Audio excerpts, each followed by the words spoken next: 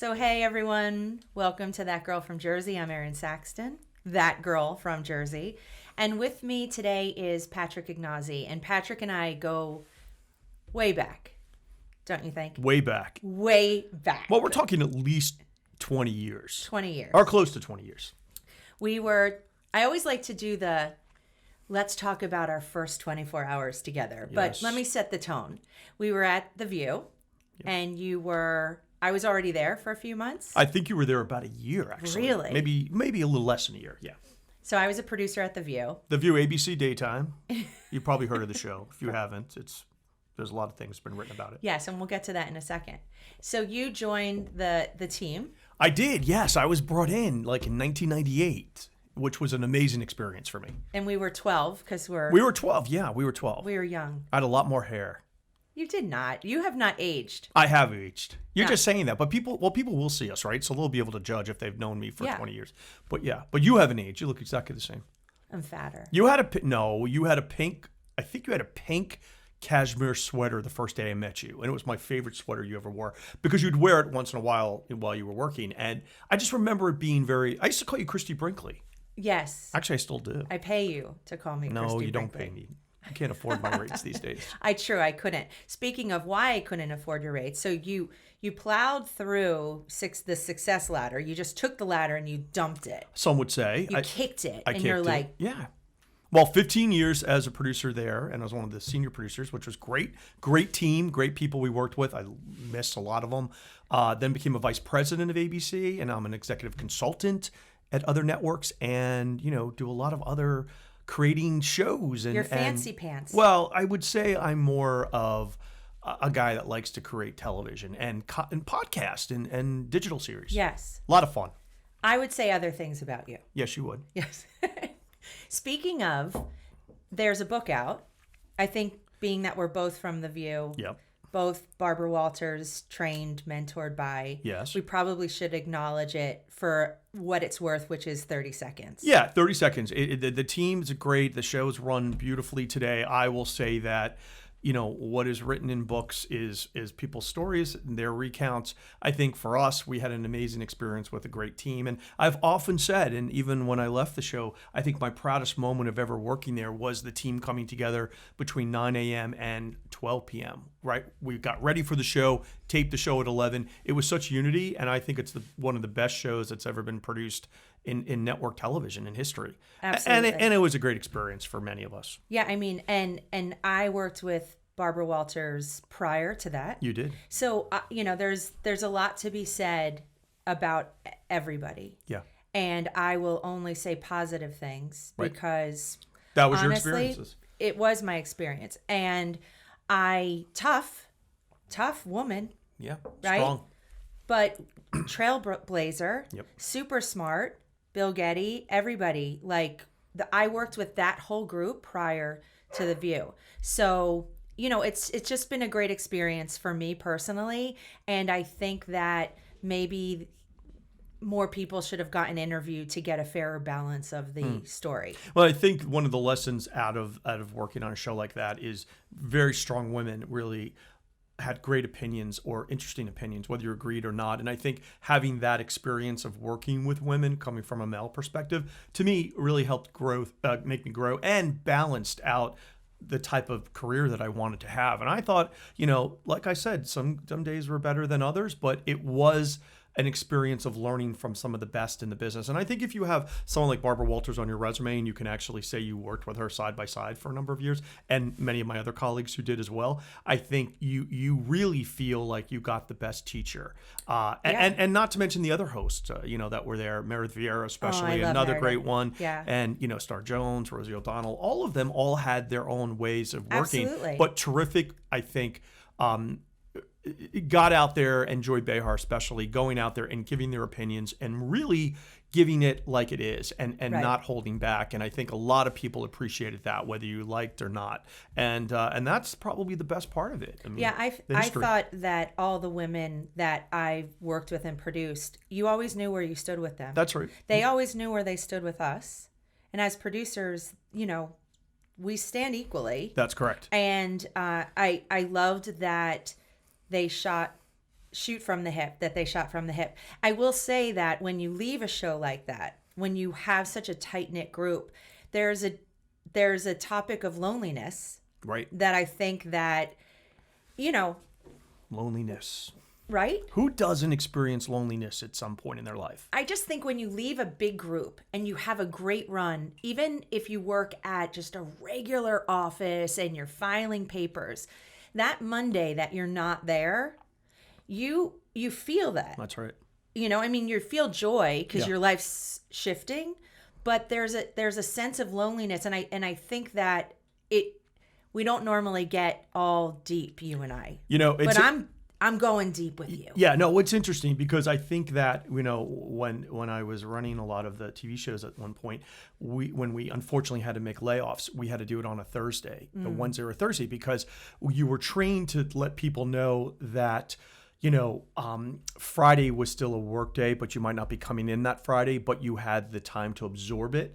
And the weekends were harder. Saturday and Sunday, I think, were the hardest parts for people to kind of absorb this traumatic experience. It's awful. And, you know, everybody goes through it at some point in their career, and no matter what you do. But I remember, you know, people saying, you know, what am I going to do? And the loneliness feeling that they felt. And psychologically, doing it during the week helped people cope better. I know it sounds a little crazy, but think about it. You know, you have that, you know, day on Friday where you found out the day before Thursday, but Friday was still like a work day, and you weren't really you were worried about it, but it wasn't like somehow you got through it better, and it wasn't on a weekend.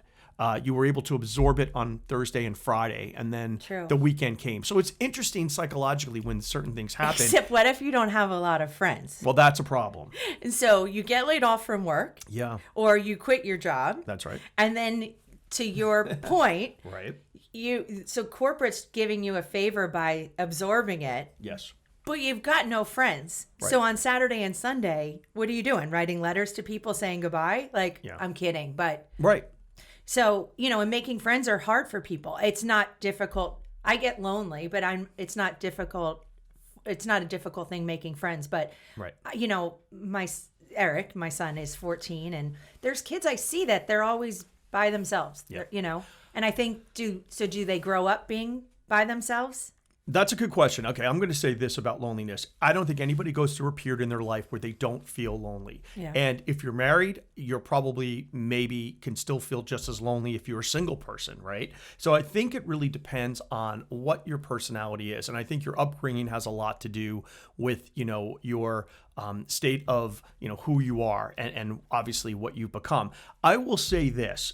I think you can be very lonely and have a lot of friends at work. I think work friends are certainly different than your real friends. And I don't want to say work friends aren't real friends, but I think if we polled the audience and asked how many people out there are actually consider people at work their friends, I think it would be a really kind of an interesting statistic out there. And I think a lot of us make a mistake if you aren't married or don't have kids and you kind of use your work friends as, or want your work friends to be that, you know, replacement to what you might not have had for many years. Right. Right. So I think you have to really, really be careful. And it's a very, very, you have to draw the line somewhere and to say, this is my work life and this is my personal life. And it's hard to you know, not to mix the two. Yeah. But I think most people will say to themselves, yeah, I work with these people. And most of the time we spend more time with people we work with than we do at home. Well, right. My brother once asked me, who's your 20? And I'm like, what? Yeah, what He's does like, that mean? Who's your 20? I said, it's not that I didn't hear you, Brian. I just don't understand the question. Who's right? your 20 friends? He said, if you have a dinner party and there's no hurt feelings, and you have to invite just 20. Can you fit 20 people in your house? I can't. I can. But Yes. you just, you know, so you have to just invite 20. Yeah. And nobody's feelings will be hurt because I'm so sensitive, right? Like, I'll Would invite I be this one of the person. 20 on that list? Well, you will now. Well, it depends on what you're serving, too. Well, actually, you're not supposed to ask that, but I would. You know me. I know. Honestly. Yeah, I know. I have stories. Yes. So if you're friends with the girl and she's married to a woman or the guy or whatever, like normally you would feel obligated Right. to invite them as a set. But now you've got 2 from your 20 taken. Now you only have 18 left. Right. So that's not the rule. So the rule is screw the spouse. I don't care. Just invite your 20 of who you almost like not your last supper. I don't want to go all morbid, but who's your 20? So I made my 20, and you can't have 21. Right. You got to just do 20, which means like you got to kick some people out. Well, I can easily do that. You can name 20. I can't name 20. I can name 5. But Really? But I would say that for me personally, that's just the way I've always been my whole life. And I think that you have 5, maybe 3 people on your. I used to use the hand, right? Can you Right. count 3 people on your hand? I still do that. And I think that I thought we were supposed to do that for sex. Like I can count up 6. to, once you got up to 6, you realized like you've had sex. Well, too I much. guess I'm lonely, so I only have 3. Listen, so I don't know. There's so many directions I can go with this. Yes, you could. Yes, you could. Okay, I'm going to take a sip of water. But this is interesting because this brings up a great story that we were both talking about on loneliness and Yeah. a little bit of and set it up because I think this is really fascinating for many people out there. The place that we found? Yeah. So there's this apartment building called Tribe, and there's in San Francisco and New York City. Yeah. A couple other cities around the country. Oh, okay. And they just, you move in there. Yeah. And you have housemates. Yeah. And it's for people that really need to make friends. Right.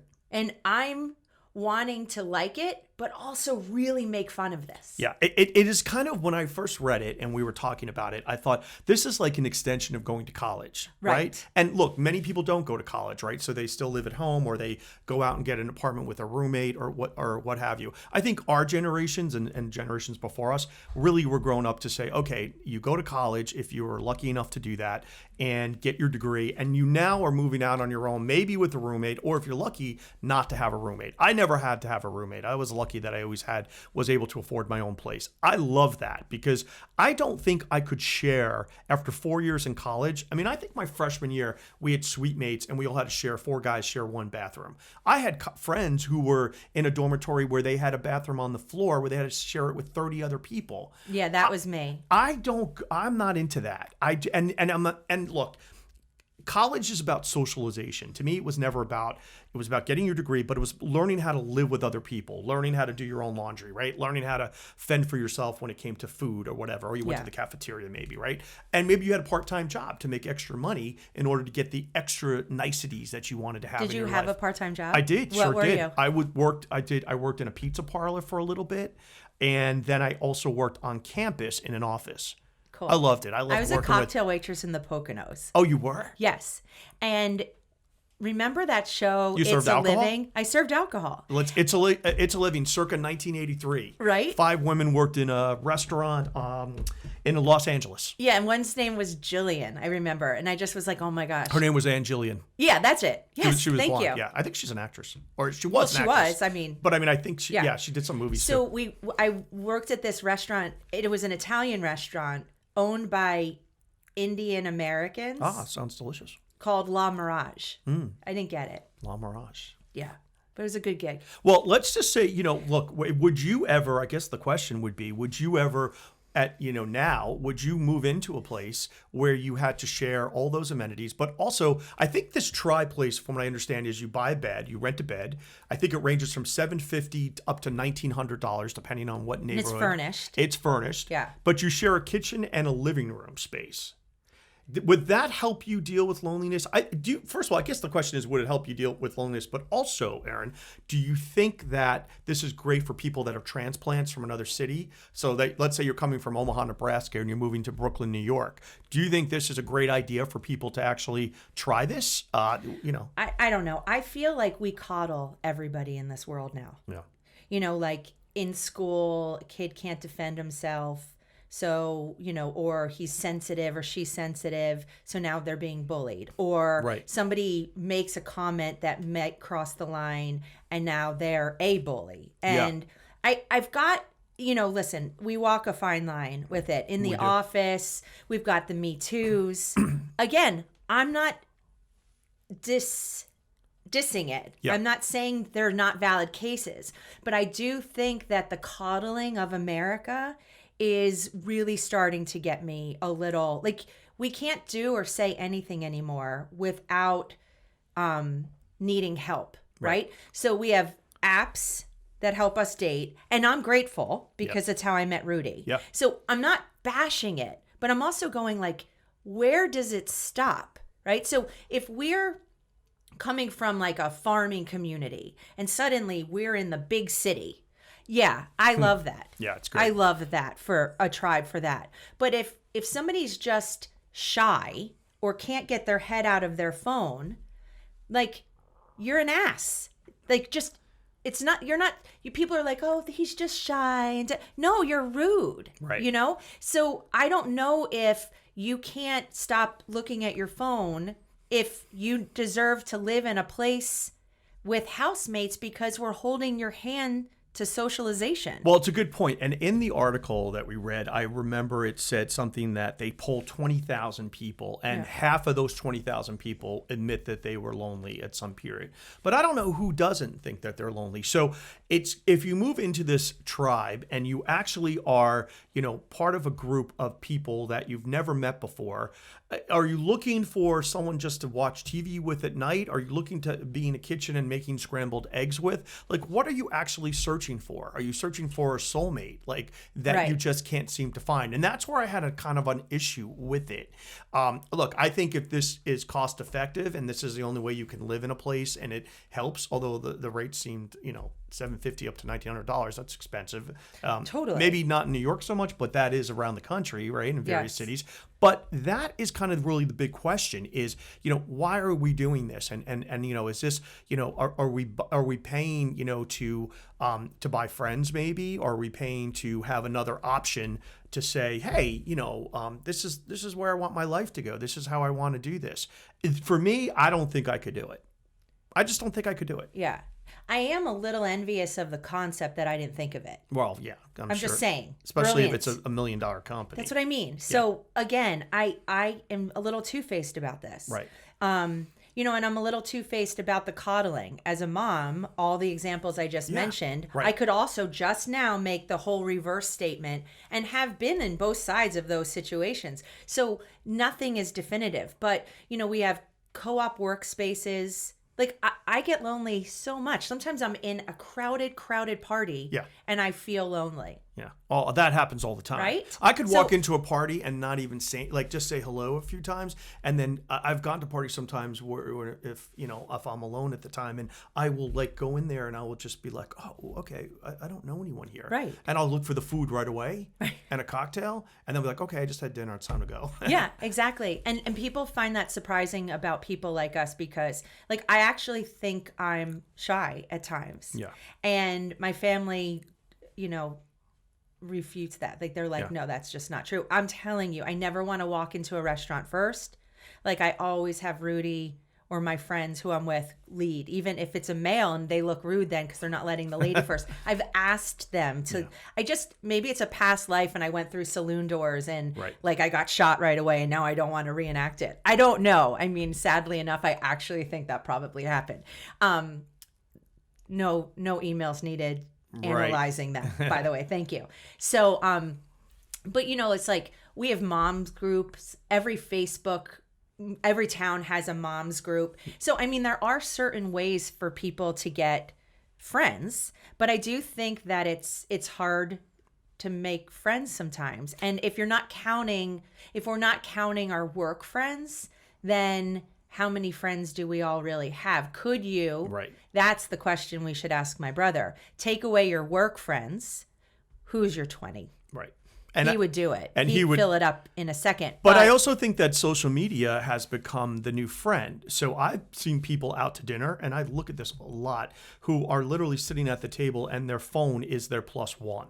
Or it's the person that they're conversing with, or they're on the phone talking, but most of them they're texting, or they're on social media, liking posts and all that. And that's great. And I've seen that more and more. I used to think years ago that was just crazy when you saw that. And then I would go out to dinner by myself or lunch, and I would just be looking at my phone. I thought, well, this isn't that abnormal. Right. How many of us do that? But I do think for the tribe situation here that we were talking about is that so many of us are on our social media and we consider that like a friend or some type of colleague wingman. or wingman, right? That sure, we get home at night and then it's like, okay, I've been on social media all day. What do I need to do? Continue to do that at night? And so that's, I think, where the loneliness kind of comes in. Right. And I think many people out there are living that way. And I'm not saying it's wrong, and I'm not saying it's right. I'm saying that maybe we need to look at that and just to see where, where how does that really work for us? How does that really make us feel, and how does that project onto our lives? But I still have an issue sharing the kitchen and the bathrooms. I mean, I don't know. I just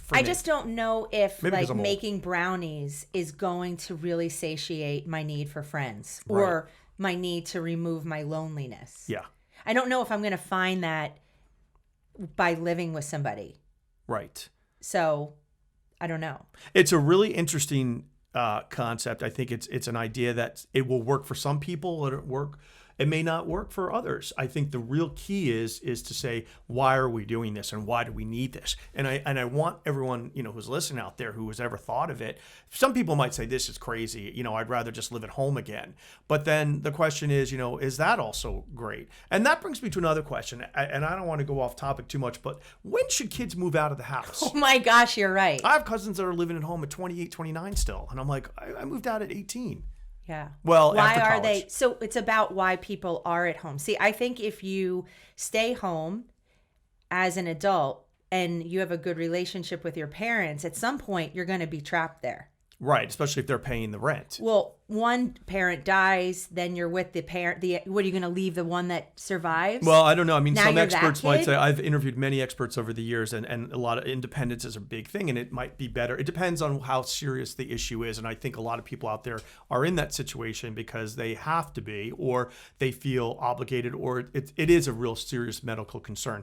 I wonder, though, what does that really do for the young person? Yeah. And how does that affect their life? That's a really serious issue. It really is. And so I think I should be careful in what I say. But I also know that sometimes the presence of the kid Yeah.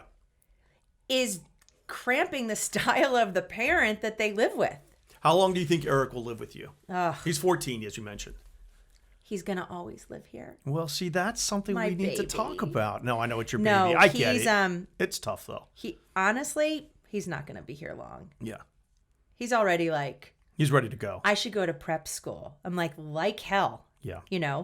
So he's going to a prep school, but he's living here. And you only have one, so that's actually Yeah, I'm going to hold on sometimes to him as harder. long as I can. But I also try to be the house that people want to hang out at because I don't want – I mean, I'm going to be the worst when he leaves. Right. But I do know that I need to let him leave. And I also – I'll share something. I never felt like I could leave New Jersey. And now I'm happy I'm here, right? But I never felt like I could leave my family. Like I felt like that would make them sad. Right. And I didn't ever want to let them down. But technically, if I had my way years ago, I probably would have moved somewhere else or felt at least I had the option to move. I've never really felt like easy breezy about moving because I just don't want to see the look on my parents' face when I tell them. When you tell them, yeah. Yeah. But there'll be that time when you make that decision. Yeah, when they die. Well, let me ask you this. How often do you They feel... will be dead, and then I will Well, move. we hope not for a long time, obviously. Well- But how often would you say you feel lonely throughout the week? And honestly, because I can tell you myself, of course. Well, there's times where I'm by myself the whole time. Like, so I'm in a... But you can be by yourself and not be lonely. True. Right. So I would say there's times where I'm really cerebral in my brain about I'm abundantly aware I'm by myself. I don't know if I'm at peace with it or not, but I do realize that there's times that I don't really talk to too many people. I used to live in New York City. Right, I remember. And I never saw your place in New York City. it was so great. It was a never made it. studio, exposed brick. It was so nice. Nice. And Barbara used to give me a ride home because You lived nearby. at one side of the park and she lived on the other, and that's it was sweet. just awesome. So Gotta that was love fun. when you get a free ride in Manhattan. Well, exactly, because I didn't like the subway stops. We there. didn't It even have was- Ubers back then. It was all cabs. But I the cabs know. weren't as expensive as they are now. But that's Yeah. another thing, I guess. So I was walking down the street one day, and this woman, completely by accident, bumped into me. And it wasn't even a big bump. It was like more like a brush. And I was like, You trying to get mugged or something? No, I wasn't trying to get mugged. Oh. Who tries to get mugged? I don't know.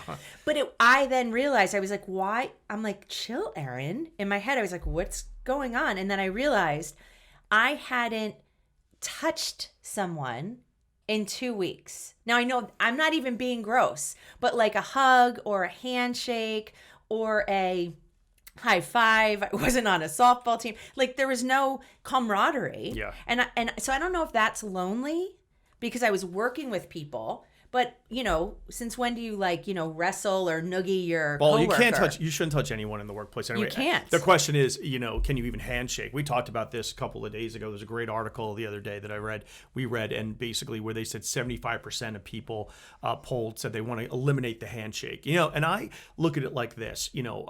I always read somewhere that the Greek philosopher said your hair was the center of your soul. Well, I remember growing up that your handshake was one of the most important things that somebody, the first impression, right? You look at someone and then there's a handshake, and the firmer your handshake, the more, I guess, stronger you were, or the more dominant you could be, or whatever it was. Maybe confidence was really the issue. And now it's kind of like we're eliminating that. Now, I'm only for it because of germs. Like, I don't want to get sick. And I felt like, when you're ever in the workplace, you're probably more prone, because the more people you're around, the more sick that you can get. The common cold, the flu, I'm talking that type of illness. So for that and spreading germs, I think, okay, I understand it. But I think people now are going a little bit too far and saying, that there shouldn't be any contact at all. And now I wonder, when are they going to come up with a law that says you can't sit too close to somebody in a chair, or you can't be, touching somebody's elbow when you're at a table? Like, is that where this is going to come from? So, and I wonder, and I'm very open-minded about a lot of people's viewpoints, and I appreciate them and respect what people think and what they want to say, but I'm not sure that is a great idea. And I wonder if that's like a form now of creating even more loneliness, because you are giving up a simple gesture. Now, obviously, if it becomes a little bit more than a gesture and somebody's feeling up your arm or something like that, and be like, oh, you have too much hair, Patrick, or, I like your watch or something, then, hey, no. Like, hey, yeah. Yeah. I get it. Again, coddling. Well, yeah. I just think like, oh, what? Some people don't want to be touched, so now we're going to do laws. And I mean, I don't know. I just don't know. We won't need Perel anymore. They're not a sponsor, right? No. Remember how we had to watch and talk about sponsorship? We couldn't mention names and stuff and brands. What's funny? Spent half my career dealing with that. When Trump, years ago, President Trump, was just Donald Trump of The Apprentice, I was his producer. He didn't shake your hand. No, he did. Oh, he did. But I wrote a big thing in the packets, like, ladies, don't try to shake Donald's hand, da-da-da, da-da-da, da-da-da. Oh, wow. I'm like, well, because he was like almost like a Howie Mandel. Right, he didn't. He's come out. That's been reported. Exactly. So I write this whole thing and I prep everyone. I'm on autopilot that morning as a producer. I go in the office. I'm like, hey, Donald. And he shakes my hand. I wasn't even trying. I was like. And you didn't even call him Mr. Trump. You called him Donald. No, I called him Donald, of course. Like, yeah, no way. And he and I spoke on the phone prior. Like, we had this whole thing. So, wow. like, I already knew. Yeah. So it's just autopilot is my point. Like, I wasn't trying to get him to shake my hand. Right. Listen, it's just a normal shake hands gesture. Or not. I'm a pretty flexible chick. Yeah. You know what I mean? So if we're doing it for the right reasons, okay. If we're doing it because it's going to hurt people, then, or some people are like 1% are making a big deal about it because they feel like it's, infringing on their rights. Like, I'll probably have something to say about it because I usually do. I want to know who the 75% people they polled, because that was interesting. I didn't get that part of the article who these actual people were. Were these people in the workplace, or these people that, are just generally just talking about it just in general when you meet and greet somebody, I just feel like that's part of common courtesy. It's part of a position that you have when you are meeting somebody. It's kind of the first introduction that you have with somebody that either you're going to either have some type of relationship with or a cordial kind of engagement with. Exactly. And I think that's really kind of what it's all about. I just wonder how sterile our interpersonal communications will one day be. But however, wouldn't it be great if we never had the cold and flu because of it again? That would be sterile. We wouldn't need the flu shot anymore. No, that's true. And see, that's what I mean. Like, I'm very two-faced with it. Yeah. I can really, I'm a chameleon with it because I just see the good and the bad Right. with it. I just think that sometimes it leads us in a path that we can't turn back. True. That's good. Good point. Good point. So. Good point. Well, thanks for coming today. Well, hey, it was a pleasure seeing you. I would shake your hand, but I don't want to get sick. No, I don't think. Well, we'll just do sign language or something. So we should just be like, the Chinese businessmen. It's been a great pleasure. Thanks for inviting me. It's anytime. good to see you. Will you come back? I certainly will. All right. Check us out soon. You know where to find us.